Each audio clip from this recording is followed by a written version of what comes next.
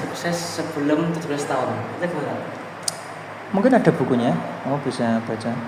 Tentu ini tergantung sudut pandang masing-masing kan, karena orang nulis buku itu kan berarti pengalaman dia sendiri, ya enggak?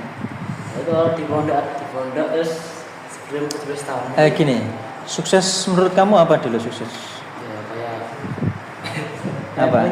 punya aset banyak. Berarti kan materi ya. Ya. Berarti sukses, makanya kita harus sepakat dulu sukses di apa gitu ya. Karena kita sukses kita itu masing-masing. Bagi Ustadz sukses itu tidak hanya materi. Kita punya mobil, bisa membuat rumah itu enggak. Atau kita punya tabungan 100 juta misalkan, sukses. Baru kita mengatakan sukses. Sukses itu adalah sebuah capaian ya. Capaian menurut beberapa orang zaman sekarang capaian yang berdasarkan sebuah target. Tapi kalau Ustadz sendiri, sukses itu adalah apa ya? Sesuatu yang tidak ada bagi Ustadz.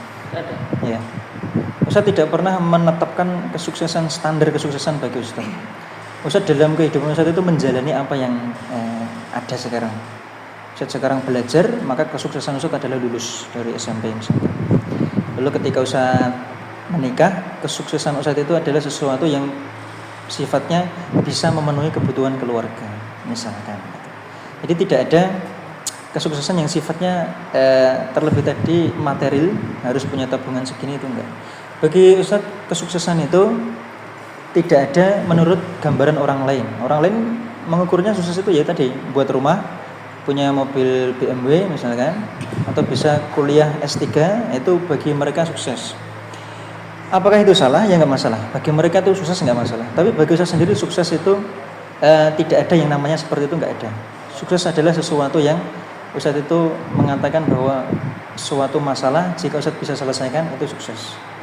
Jadi Ustadz lepas dari sebuah masalah atau masalah itu sudah bisa ditangani seperti itu tadi, Ustadz bisa menafkahi keluarga, itu alhamdulillah.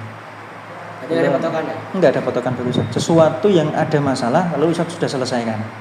Ustadz punya keluarga, masalah Ustadz apa? Membiayai mereka, makan mereka. Kalau anak beli susu sama pampers. Kalau Ustadz dalam sebulan sudah bisa itu, berarti masalah hilang. Bagi Ustadz masalah yang hilang itu namanya sukses. Lalu kita mengatakan alhamdulillah, sukses. Nah itu kalau standarnya itu, kalau standar kamu kesuksesan itu seperti itu sebelum umur 17, Allah alam itu hanya akan bisa didapat oleh orang dari anak orang kaya. Mungkin ada misalnya, mungkin ada yang sukses sebelum umur 17 tahun. Padahal umur 17 tahun itu adalah kelas 2 SMA misalkan. Lulus SMA itu umur 18 tahun. Jadi orang yang bisa sukses dalam artian itu tadi di waktu dia sekolah, saya yakin kalau dia mendapatkan harta itu pasti sekolahnya berantakan. Orang itu harus bisa memilih antara dua keadaan. Dalam waktu kamu sekarang sekolah tapi kamu fokusnya bekerja untuk mendapatkan kesuksesan materi itu tadi, berarti harus ada yang kamu korbankan waktunya. Kenapa? Disambi bisa, tapi pasti ada yang ketinggalan. Coba aja, kan kamu belum pernah mencoba kan ya? Sekolah tapi sambil bisnis. Udah berat. Pernah kapan itu? Pas kelas 8 di atas. Oh gitu, kamu jualan apa? Ya, makanan telur asin itu, roti juga. Itu bisa kan? Bisa? Iya. Bisa tapi belum mencapai sukses. Ya, belumnya bisa jalan. Ya, bisa jalan. Bisa jalan. Bagus, mungkin ada yang bisa sukses. Ya, seiring berjalannya waktu dua-duanya sukses. Dalam artian gini, bisa berjalan. Tapi kalau sukses untuk mencapai batas tertentu yang kita anggap sebagai sukses di mata kebanyakan orang, sepertinya itu susah. Tapi kalau bisa, ya alhamdulillah, yaitu ada sebuah capaian. Maka sukses itu bukan sebuah pencapaian apa ya namanya, sebuah batas melampaui batas tertentu, tapi ada yang dicapai. Kamu bisa ketika sekolah jualan telur asin, kamu bisa mencapai sesuatu yang enggak didapatin orang lain. Nah, itu namanya capaian. Capaian. Tapi kalau kamu menganggap capaian itu bukan kesuksesan, ya bisa jadi ada orang yang belum sukses saya. Karena apa? Telur asinnya belum bisa membuat saya menjadi kaya misalkan. Nah, itu kan banyak yang seperti itu. Tapi kalau kembali lagi ke sukses tadi, kan karena kamu tanya Ustadz, jadi Ustadz menjawabnya berdasarkan perspektif pandangan Ustadz sendiri kan ya. Bagi Ustadz sukses itu bagi Ustadz nggak ada di dunia ini. Sukses kita itu kalau sudah masuk surga itu sudah selesai. Nah gitu. Jadi Ustaz tidak terlalu menghubungkan semua hal di dunia ini dengan materi, karena materi itu nggak akan dibawa mati. Semua tuh, cek aja semua. Materi apa yang kita capai nggak akan pernah dibawa mati. Yang dibawa bukan materinya. Buat apa kita memiliki materi, tapi kalau tidak bisa kita konversikan menjadi pahala. Nah gitu. Boleh mencapai kesuksesan. Ustaz sekarang kalau dikatakan sukses apa ya? Ustaz nggak punya target, jadi menjalani apa yang ada sekarang. Dulu Ustaz, kemarin Ustaz sampaikan kepada Musyaf dan siapa yang mendengar itu, apa itu? Di masa dimana kita berada, maka optimalkan di sana. Sekarang masanya sekolah. Berarti Ustaz maksimalkan sekolah itu ngapain sih? Orang kalau pasti ditanya sekolah, ChatGPT kalau ditanya namanya sekolah itu ya belajar untuk mendapatkan banyak ilmu. Kapan prakteknya? Ada beberapa ilmu yang dipraktekkan di saat sekolah, tapi mungkin mayoritas akan bisa dirasakan prakteknya ketika sudah lulus sekolah. Jadi ilmu. Jadi intinya sekarang mencari ilmu. Berarti kumpulkan sebanyak-banyaknya ilmu. Sebelum nanti kita suatu saat akan mempraktekkan ilmu itu. Kapan? Ketika kerja, ketika kuliah, sosialisasi dengan masyarakat. Nah itu banyak hal. Gitu. Kalau kesuksesan, mungkin ada orang yang sukses sebelum umur 17 tahun. Mungkin ada bukunya. Bisa kamu cari, tapi saya belum membaca buku ini. Nah, cara mengembangkan potensi diri di lingkungan pondok kan ini Mak. Pondok adalah tempat yang terbatas. Kita keluar pun kan terbatas. Maka kalau kita pengen mengembangkan diri, ulahlah, pondok tidak cocok untuk semua orang. Pondok itu tidak cocok untuk semua orang. Kalaupun ada yang bisa masuk pondok pesantren, itu pun nggak semuanya bisa mengkondisikan dirinya di pondok pesantren. Ada yang akhirnya apa? Malas, jenuh, akhirnya malas belajar. Nah itu berarti ada potensi dia yang memang tidak bisa berkembang di pesantren. Potensi di sini tentu kita bicara tentang potensi yang positif ya. Orang kalau mau potensinya dia itu di teknologi, ya di pesantren nggak ada pesantren. Pelajaran ke sana juga nggak ada kan ya. Misalkan kita paling dasar aja lah, potensi kita di teknologi berarti pakai komputer. Kita nggak ada komputer, berarti kan sangat terbatas sekali. Maka kalau ditanya bagaimana cara mengembangkan ya itu tadi jawabannya kita terbatas. Kalau terbatas berarti apa? Kita harus apa adanya. Karena pesantren kita tidak bisa mengatakan kita bisa berkembang di pesantren dengan apa itu pengembangan diri yang seperti itu tadi, komputer, teknologi, rekayasa perangkat lunak atau permesinan, otomotif dan sebagainya, nggak akan ada fasilitas yang menunjang ke sana. Karena memang pesantren dibuat bukan untuk itu. Walaupun ada pesantren yang arah ke sana ada. Tapi kalau kamu mau mencari itu berarti masuk ke sini salah. Harusnya cari pesantren yang menunjang itu tadi. Ada pesantren yang teknologi itu ada. Harusnya antum masuk ke sana. Itu kalau bicara tentang masalah pribadi ya, keinginan pribadi. Tapi kan orang tua kan kadang beda. Berarti lebih terbatas lagi. Bakat kita atau minat kita itu kan terbatas dengan tadi lingkungan, lalu terbatas dengan orang tua juga. Nah itu berarti apa? Mau nggak mau kita harus memaksimalkan apa yang ada sekarang ini. Yang menempel pada kita sekarang apa? Pesantren. Coba kalau kita merubah ini, orang kadang kalau nggak menemukan di pesantren apa yang dia inginkan, dia akan malas belajar. Pesantren gini-gini tok, nggak ada. Padahal tujuan pesantren itu adalah untuk yaitu pengembangan bakat keilmuan, terutama agama. Kenapa agama? Karena umum pun juga nggak dalam, ilmunya nggak dalam, paling cuma LKS tipis sekali. Itu pun banyak latihannya, materinya padat sekali. Lalu mau diambil ilmu apa keumuman?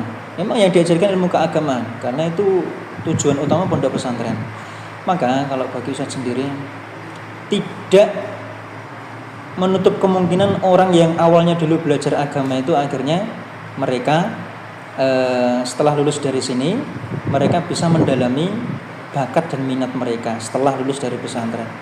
Dan bahkan sebaliknya juga ada orang yang dulu sekolahnya di umum, kuliahnya di teknologi dan sebagainya, lulus malah jadi ustadz, itu juga ada.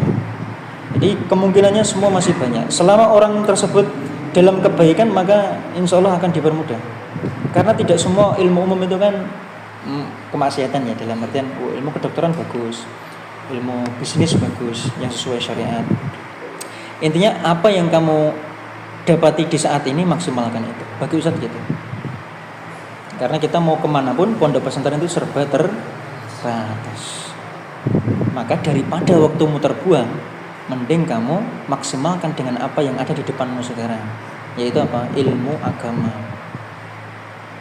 Daripada nunggu kapan saya lulus, saya bisa kuliah di kuliah teknologi, ya kan lama sekali. Daripada waktu nunggu itu terbuang percuma, mending saya punya sesuatu yang saya dapatkan selama 3 tahun, setahun, berapa tahun di pondok pesantren. Jangan terbuang hanya karena nunggu tempat yang akan kita masuk di sana, yaitu minat bakat kita di sana. Jangan, nanti terbuang. Sesuatu yang tidak pernah kembali adalah waktu. Yang lain, kamu mau masuk ke kuliah teknologi, yang lain sudah duluan atau mendahuluimu ketika mereka sudah masuk sekolah-sekolah SMP atau SMA yang mendukung teknologi sebelum mereka kuliah. Maka kamu jangan sampai tertinggal dengan mereka, karena kamu lulus pun juga akan tertinggal dengan mereka. Mereka udah mulai kuliah, mereka udah punya dasarnya, sedangkan kamu belum. Dasar kamu adalah agama misalkan. Jadi daripada kamu nggak mendapat apa-apa, toh kamu pun kalah kalau mau berlari, karena dasarnya sudah ketinggalan sama yang lain. Karena mereka TIK misalkan ya, komputer sudah ada sejak SMP. Lalu kita sekarang pun mau mengoperasikan Microsoft Word aja masih susah misalkan. Atau memotong audio lewat komputer itu pun juga masih mikir-mikir misalkan. Maka kita akan tertinggal. Ya, contoh Radinga, mesti komputer minim sekali ilmunya kan ya. Yang untuk menggerakkan itu apa namanya tuh? MOS ya, udah tahu ya. Nah, kita akan tertinggal. Maka apa yang ada sekarang kita maksimalkan. Itu bagi Ustaz dulu yang prinsip Ustaz dari dulu sampai sekarang kita maksimalkan di masa di mana kita berada sekarang. Gitu. Jangan sampai apa? Kita pengen mengembangkan minat dengan keadaan terbatas, kan berarti nggak ada. Dalam artian terbatas sekali. Kita nggak dapat minat bakat kita, ternyata agama pun juga nggak dapat. Nah itu kan kerugian. Harusnya salah satu didapatkan dulu. Nanti yang lain nyusul nggak masalah. Apalagi teknologi zaman sekarang terus berkembang. Terus apa keluar sekolah untuk bakat apa lanjut untuk agama? Gini, semuanya bisa digabungkan dalam artian gini. Ustaz dulu umum semua dulu. Saya dulu sekolah umum semua dulu. Lalu negeri semua, lalu STM-nya, SMK-nya komputer. Kalau ditanya bagaimana milih yang mana, gini. Yang pertama, dua-duanya itu baik. Yang membedakan adalah yang satunya lebih baik. Terus Islam itu tidak semuanya, umat muslim tidak semuanya jadi ustaz. Ya, jadi seorang alim, jadi syekh, semua enggak. Harus ada muslim itu yang pintar kedokteran, pintar teknologi, pintar otomotif, mesin dan sebagainya. Harus ada. Maka kita tentukan diri kita itu lebih condong kemana. Tapi yang perlu dipastikan bahwa seorang muslim wajib mengetahui ilmu tentang ibadah dia. Maka kalau kamu di sini belajar tentang ibadah agama kamu, maka kamu sudah bisa menyembah Allah Subhanahu wa taala dengan cara yang paling baik. Lalu kamu ingin memilih minat kamu di tempat lain, bukan ilmu keagamaan, enggak mempelajari hadis, enggak mempelajari fikih dan sebagainya. Kuliahnya di mana? Kuliah perminyakan, kuliah pertambangan, itu enggak masalah juga. Nah itu bagus juga, karena enggak semuanya tadi akan jadi ustadz. Maka kamu lihat diri kamu senangnya di mana? Karena orang itu kalau sudah senang belajarnya enjoy, ya enggak? Kamu enggak suka matematika, selamanya kamu enggak akan pernah suka dengan guru matematika, dengan jam matematika. Karena apa? Kamu enggak suka matematika. Kamu sukanya di IPS misalkan, karena IPS itu wawasannya luas banget. Pokoknya tentang negara itu, tentang apa gitu misalkan, tentang bencana alam apa gitu kamu suka. Tapi kalau masalah hitung-hitungan malas, apalagi juga nggak ada gunanya misalkan matematika dalam artian beberapa hal. Nah maka kamu tentukan diri kamu itu condongnya kemana. Kalau Ustaz dulu lulus SMP itu Ustaz condongnya ke komputer. Maka cari sekolah STM, SMK-nya itu yang ada komputernya. Langsung bilang ke orang tua, sukanya ini bagaimana. Nah gitu. Karena Ustadz suka, Ustadz cepat sekali belajarnya komputer. Cepat sekali dibandingkan yang lain.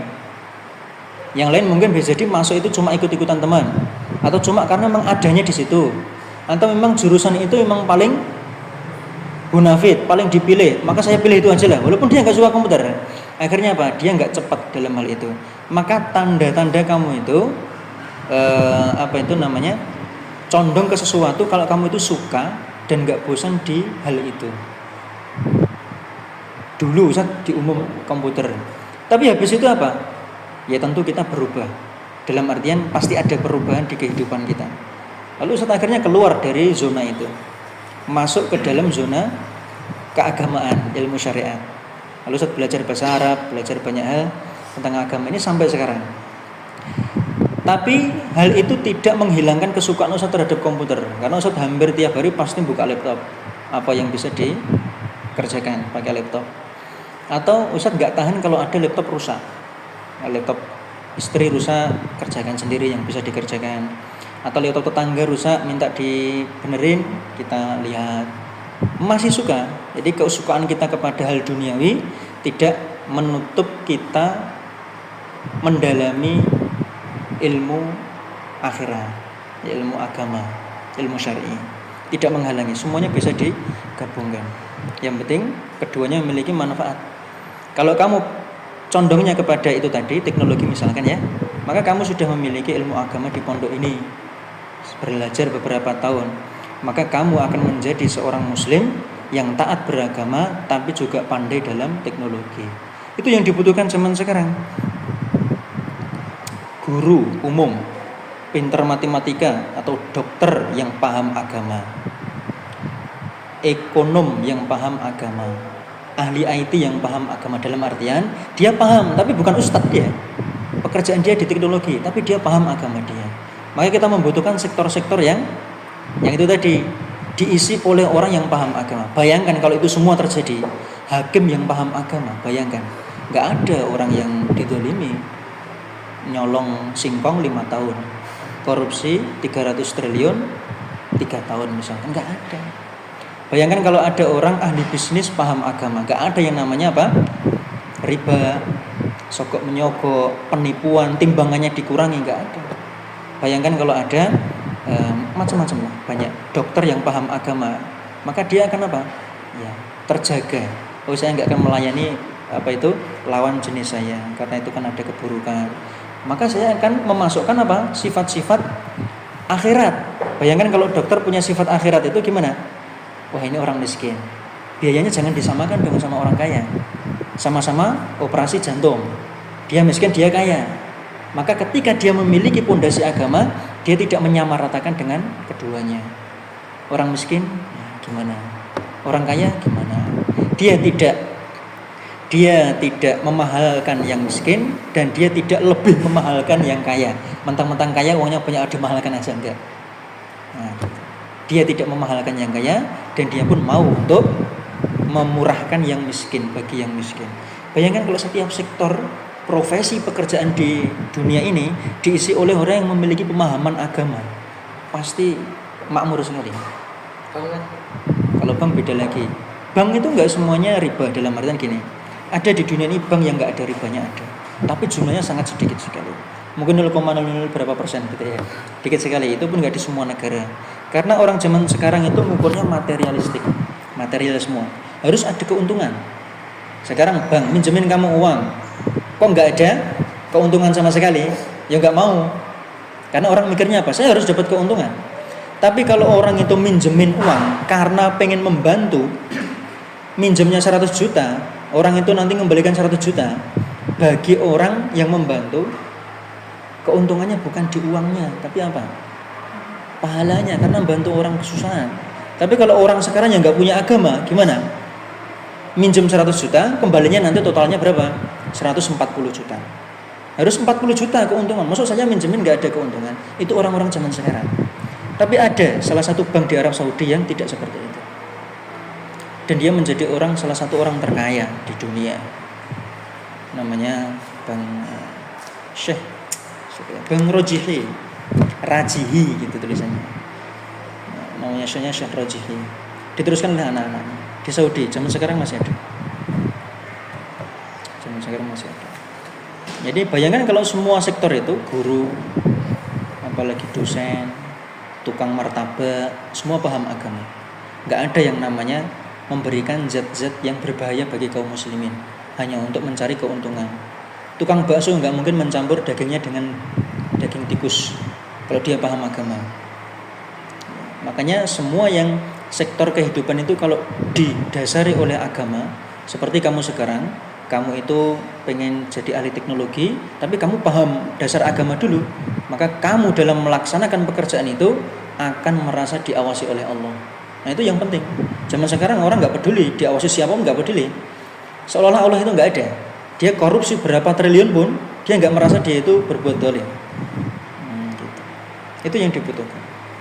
Hadiah turnamen. Hadiah turnamen. Ya. Kalau hadiah turnamen tanpa kamu memberikan uang pendaftaran yang berlebih, nggak masalah. Kamu ikut pertandingan turnamen apa misalnya? Turnamen apa biasanya? Game. Game-game yang ini ya, FF, Mobile Legends gitu ya. Alam itu secara umum mubah jika tidak ada kemaksiatan di dalamnya. Orang seperti main game biasa, seperti halnya orang main pertandingan. Nggak tahu, Ustaz nggak tahu game-game itu dalamnya seperti apa. Ustaz nggak pernah main soalnya. Tapi kalau misalkan pertandingan sepak bola yang menang dapat 10 juta, juara 2 5 juta, juara 3 3 juta. Itu hadiahnya boleh kalian terima asalkan kalian tidak iuran ngasih uang ke panitia. Siapa yang peserta mau daftar maka harus store uang 500.000. Nah itu kayak kamu judi pasang taruhan 500.000. Lalu nanti saya tunggu aja siapa yang menang. Kemungkinan saya akan dapat lipatnya 500 masukin, ya enggak? Lalu juara pertama dapat 10 juta. Oh, berarti uang saya bisa naik nih dari 5 juta jadi 10 juta. Itu kan judi. Makanya kalau kamu pastikan dulu tidak ada uang pendaftaran ke panitia. Dimungkinkan uang itu dikumpulkan untuk hadiah. Tapi kalau panitia mengatakan gini, uang pendaftaran 50.000, ya, tapi uang 50.000 bukan untuk hadiah, tapi untuk snack, untuk sewa kursi, untuk apalagi bersih-bersih tukang kebersihan setelah acara. Nah ini boleh. Pakai akal nalar nggak mungkin hadiah sebanyak itu dikumpulkan dari peserta, karena cuma 50.000, misalkan ya, hadiahnya seperti itu pertandingannya, misalkan. Itu kamu boleh mengambilnya. Seperti kemarin ada olimpiade di sekolah MTA itu kan, MTA Solo itu kan pernah mengatakan uang pendaftaran tidak digunakan untuk hadiah pemenang. Nah itu boleh kamu bayar 50.000 karena untuk tadi makan siang, snack dan sebagainya itu mungkin udah habis. Jadi beda dengan apa? Yang tadi iuran 100.000, hadiahnya 5 juta. Wah berarti kemungkinan 5 juta itu diambil dari uang pendaftaran peserta semua. Karena zaman sekarang orang seperti itu, pengen cari uang pendaftarnya besar, nanti panitia dapat untung karena hadiahnya cuma sedikit. Uang pendaftaran 100.000, hadiahnya itu cuma senilai 300.000. Yang daftar 100 orang, berarti 100 kali 100.000 berapa? 10 juta ya enggak? Hadiahnya cuma sekitar 300.000. Sisanya kemana? Setelah untuk sewa kajang, sewa ini kursi, sisanya ke panitia. Banyak orang yang zaman sekarang seperti itu. Seperti orang lihat bola, nonton bola, karcisnya itu mungkin harganya 25.000. Di GBK berapa? 500.000, 1 juta, ya enggak? Nah gitu. Karena panitia pengen mendapatkan untung. Gitu. Tapi kalau secara umum ikut pertandingan yang ada hadiahnya diperbolehkan, asalkan kalian tidak iuran. Tapi boleh kalian ngambil itu jika hadiahnya dari pihak ketiga, itu boleh. Sponsor namanya. Nah, itu boleh. Terus hadis yang lombanya cuma 3 gimana? Yang la sabaqa illa bi khufin aw nasrin. Sahih. Itu tidak ada apa? dalam panah, renang, menunggang kuda. Itu bukan batasan perlombaan, dalam artian itu yang dianjurkan. Yang dianjurkan itu dalam artian kalau ya itu mungkin masuk ke dalam pengecualian, dalam artian beberapa ulama yang tekstual hadisnya seperti itu, beliau enggak membolehkan hadiah seperti jalan santai pas 17 Agustus. Itu kan ada door prize-nya misalnya dan sebagainya. Loh, itu kan bukan 3 yang tadi. Maka tidak boleh pakai itu, enggak. Itu bukan pembatasan, tapi itu anjuran. Dalam hal itu perlombaan. Ingat, itu perlombaan loh ya, bukan ada hadiahnya. Itu perlombaan. Karena tidak semua perlombaan ada hadiahnya, cuma lomba aja. Cuma senang-senang dong. Sebagaimana orang Arab itu dulu pakai kuda, lalu kambing dilempar-lempar. Nah, kambingnya udah mati, dilempar-lempar. Itu cuma mereka perlombaan dalam artian mereka berlomba-lomba siapa yang akan menang terakhir kali, yang paling bertahan terakhir. Tapi nggak ada hadiahnya. Setelah itu apa? Dimakan-makan bareng. Kambingnya. Udah lemes gitu. Tapi itu nggak boleh ditiru ya, karena mendolimi kambing. Itu adat Arab. Nah, kalau di kita nggak ada. Tapi kalau ada hadiahnya, kalau ada hadiahnya, hadiahnya boleh. Kalau yang 3 tadi ada hadiahnya boleh diambil. Selain itu boleh diambil. Contoh tadi perlombaan musabaqah tilawatil Quran, MTQ, suaranya yang paling bagus. Nah, gitu ya.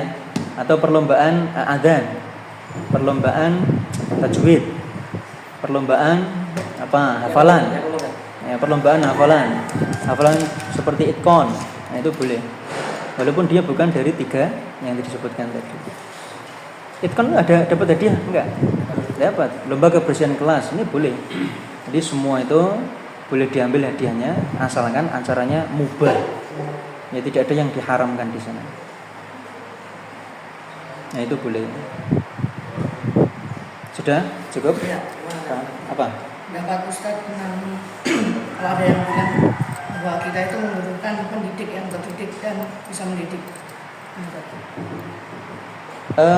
Jamil, itu kalimat saya sepertinya pernah dengar ya. Coba ulangi Mas. Kita membutuhkan pendidik yang terdidik dan bisa mendidik.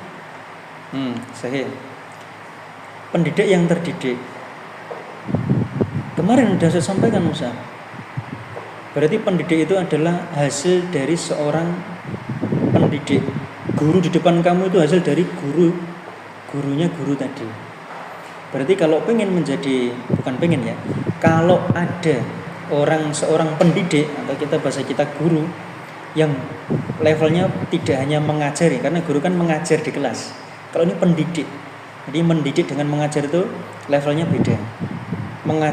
Mendidik lebih tinggi daripada mengajar. Karena tidak setiap orang yang mengajar mampu mendidik. Kapan dia bisa mendidik? Kalau dia pernah dididik oleh seorang pendidik. Maka dia tahu nggak hanya mengajarkan tentang tafsir, tapi dia mampu mengeluarkan faedah yang ada di tafsir itu. Sehingga dia mampu merubah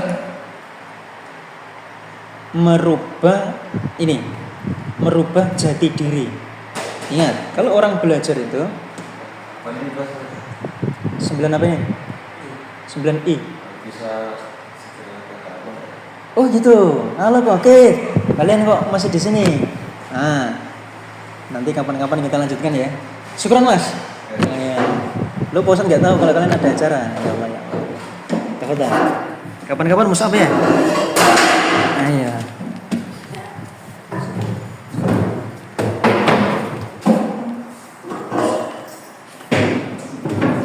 Nggak tahu Mas.